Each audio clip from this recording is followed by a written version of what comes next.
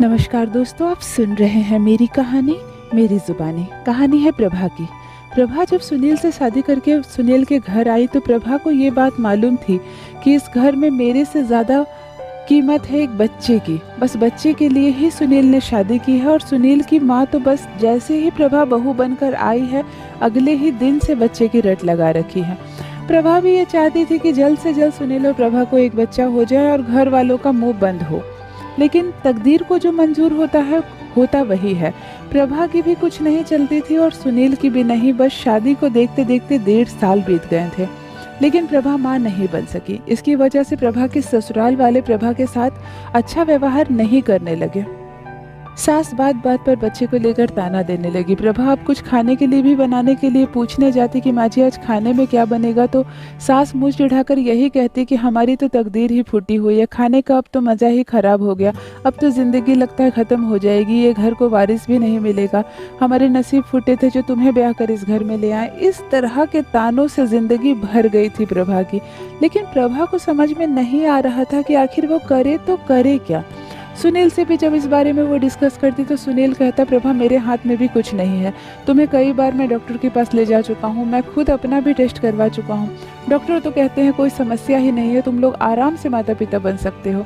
कितनी बार दवाइयाँ दी गई और हम लोग इतनी सारी दवाइयाँ खा भी चुके हैं, लेकिन अगर अब भी तुम प्रेग्नेंट नहीं हो रही हो तो मैं क्या करूँ, मेरे पास इस समस्या का कोई समाधान नहीं है, मुझे अपना काम करने दो। सुनील अपना पल्ला झाड़ते हुए अपने काम में व्यस्त हो जाता। सुनील के दफ्तर में बहुत ज़्यादा काम बढ़ गया था, उसका प्रमोशन भी हुआ था, इसीलिए सुनील अपना सारा समय और सारा ध्यान अपने काम पर लगाता था, जिससे उसकी सैलरी भी बढ़े और जो पैसे जीवन में उसके काम आई। इस बच्चे वाली चर्चा और जिद में सुनील अपना वक्त नहीं बर्बाद करना चाहता था। लेकिन प्रभा कुछ भी काम नहीं करती थी, वो हाउसवाइफ थी और उसके सारा दिन घर में रहना पड़ता था और सासू माँ जीना हराम कर रखी थी। अब तो सासू माँ इतना भी शुरू कर दी थी कि वो सुनील को उकसाने लगी थी कि देख बेटा, अगर तू हमारी खुशी चाहता है तो तू दूसरी शादी कर ले, तेरी पत्नी में खराबी है, वो माँ नहीं बन सकती, लेकिन इसका भुगतान तू क्यों करेगा, तू मर्द जात है, तू कितनी भी शादी कर सकता है, अपने परिवार को वारिस को वंश देने के लिए तू कुछ भी कर, कोई गलत नहीं है, तुम कहो तो मैं तुम्हारा रिश्ता अपने गाँव वाली बड़ी बहन की भतीजी से लगाऊं।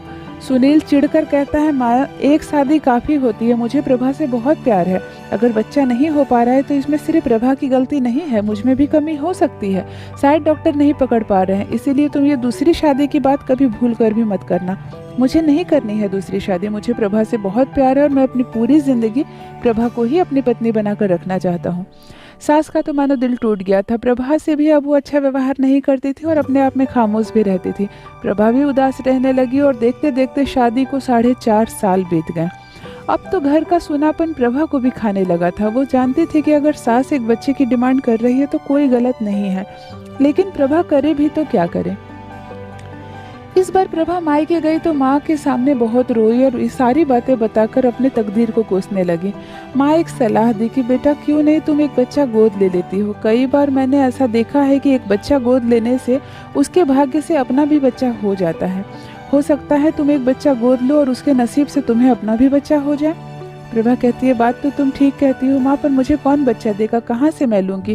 प्रभा की माँ कहती है वो सब मैं इंतज़ाम कर दूँगी, मेरे यहाँ पर आसपास के लोग भी बहुत सारे बच्चे को गोद लिए हैं, मैं जानती हूँ कैसे होता है प्रक्रिया, लेकिन तुम एक बार अपने घर में बात करो। प्रभा अपनी सासू माँ से बात करती है कि माँ अगर हम एक बच्चा गोद ले ले तो पहले तो सास उखड़ जाती है और वो कहती है ना, पता नहीं किसका बच्चा है, किस जात का है, किस धर्म का है, हम इस तरह कैसे किसी बच्चे को घर ला सकते हैं, तुम में कमी है, तुम अपनी कमी को उस बच्चे से मत पूरा करने की कोशिश करो। पर प्रभा बहुत समझाती है, बहुत तरीके से समझाती है और सास को ये बात समझ में आ जाती है कि नहीं, अगर एक बच्चा गोद लेने से काम हो सकता है, घर में सूनापन दूर हो सकता है और हो सकता है उस बच्चे के प्रभाव से दूसरा बच्चा भी आ जाए, कई बार ऐसा देखा गया है, तो प्रभा की सास तैयार हो जाती है।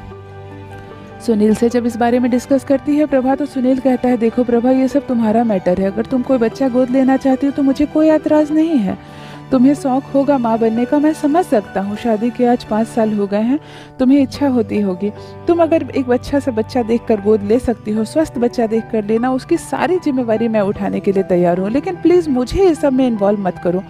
तुम समझो और तुम्हारी माँ समझे और मेरी माँ भी समझे।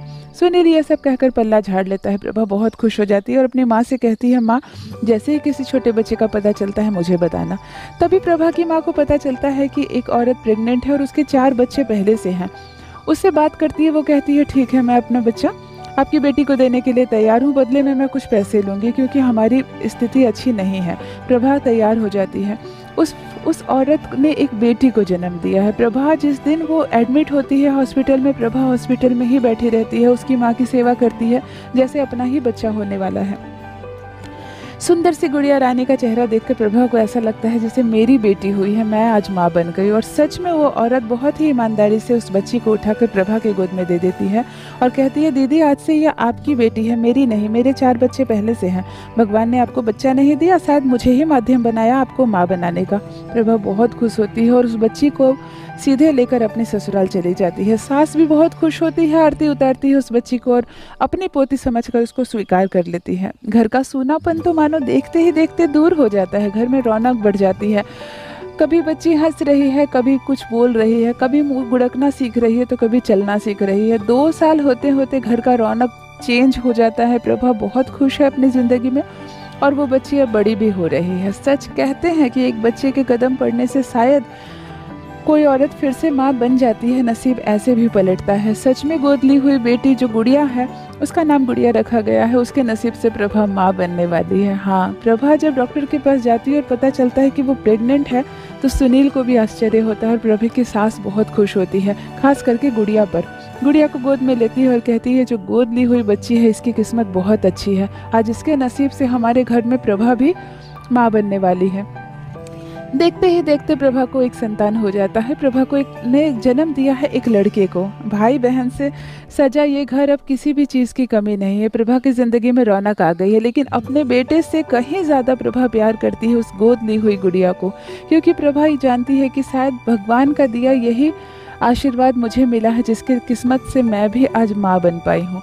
प्रभा दोनों बच्चों का काफ़ी ख्याल रखती है और दोनों बच्चे अच्छे से पढ़ लिख जाते। सुनील का ये शुरू से शौक था कि जब कोई मेरा बेटा होगा तो मैं उसे मेडिकल कराऊंगा और डॉक्टर बनाऊंगा। अपना वो शौक उस गुड़िया पर ही पूरा कर रहा है। सुनील अपनी बड़ी बेटी गुड़िया को MBBS की पढ़ाई करा रहा है और छोटा बेटा अभी कॉलेज में दाखिला ही लिया है। बहुत ही जतन से सुनील और प्रभा ने अपने दोनों बच्चों को पढ़ाया और अच्छी परवरिश दी। अब तो प्रभा की सास गुजर चुकी है, ससुर भी गुजर चुके हैं। प्रभा, सुनील और उसके दोनों बच्चे गुड़िया और जितेश बहुत अच्छे से पढ़ रहे हैं, अपने पैरों पर खड़े हैं। गुड़िया हमेशा एहसान मानती है अपनी माँ का कि माँ तुमने मुझे गोद नहीं लिया होता तो आज तुम्हारा प्यार मैं नहीं पा सकती।